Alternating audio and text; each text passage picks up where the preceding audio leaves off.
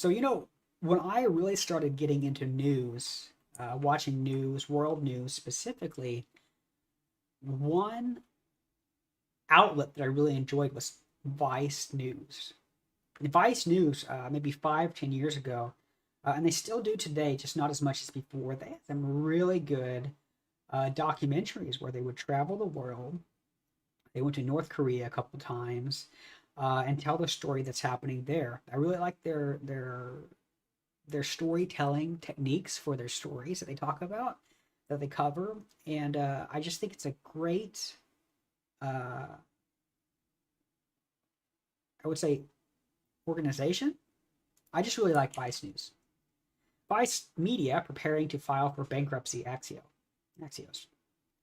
Now here's what's funny. I was just looking at Vice News Wikipedia page the other day, and this Vice News is worth a ton of money, and you'll see here a little bit further in, and maybe one day, Saving Progress can grow into uh, kind of like a Vice News network type of deal, covering culture, different things. I would really like that. That's kind of my big vision for Saving Progress. We'll talk about that later. So let's take a look at this story here from Axios. Vice Media is preparing to file for bankruptcy, according to two sources familiar with the matter. Why it matters. Vice was once considered one of the most successful news startups of all time when investors valued it at $5.7 billion in 2017. Now it's struggling to sell itself for more than $1 billion. So before valued at almost $6 billion, now trying to sell for $1 billion. The company has taken steps to file for possible bankruptcy if it cannot secure a buyer in the next few weeks. Sources told Axios. Vice is still engaged in talks to sell itself, either in full or in pieces, two sources told Axios. A sale would prevent bankruptcy, but finding a buyer willing to pay more for $1 billion for the company has been challenging, as has finding one willing to take over the company's debt load. Vice raised more than $30 million in debt financing from Fortress Investment Group, one of the largest creditors, in February. Fortress has already participated in Vice's $250 million 2019 debt round. How we got here. Vice was co-founded by former Voice of Montreal colleagues Shane Smith, Charles Avi, and Gavin McInnes as magazine in 1994 after raising $4 million from Canadian soccer magnate Richard Solwinski. The trio moved from the company from Canada to New York. Okay. Quick note here. Shane Smith, he seems like a pretty cool dude. He did some of the documentaries where he went to North Korea. I believe it's here Gavin McInnes.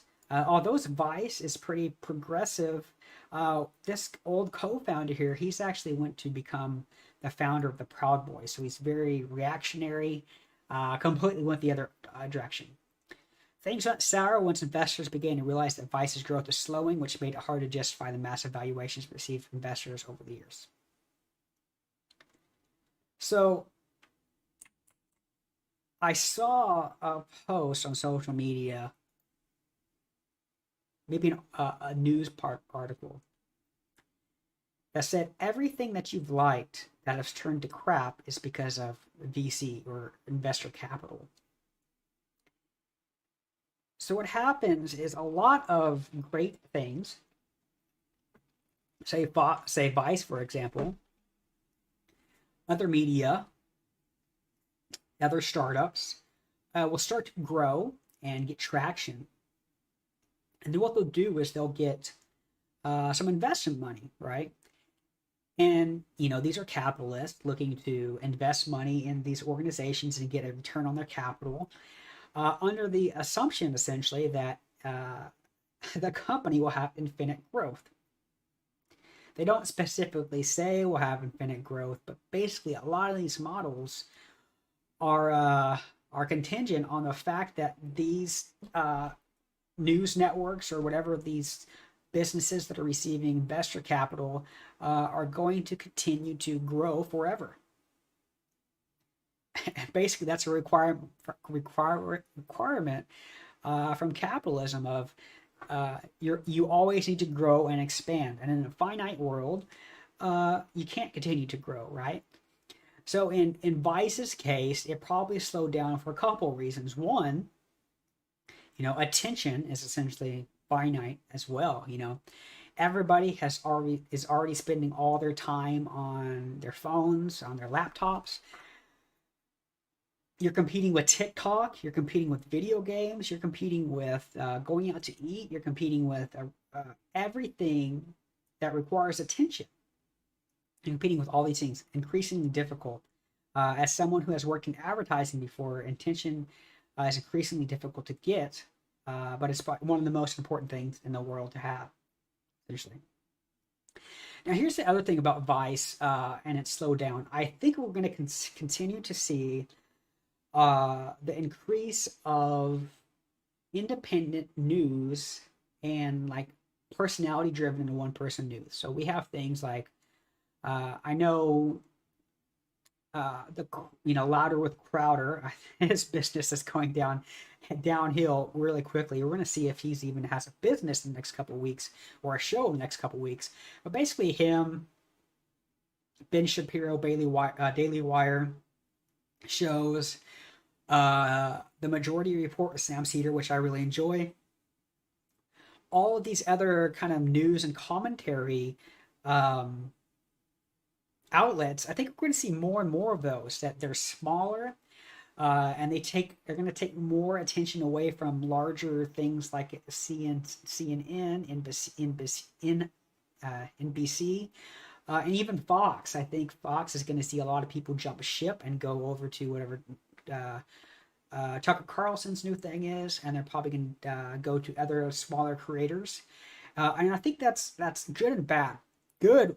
It's good in the fact that a lot of these independent people are going to be not really, I wouldn't say corporate owned.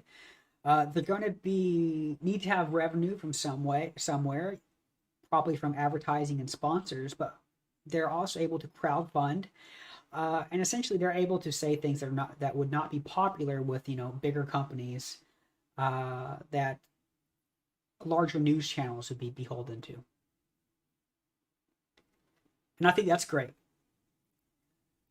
The bad thing is, though, a lot of these smaller channels and outlets, they're not journalists by trade, and they don't have journalistic standards as a media outlet usually would have.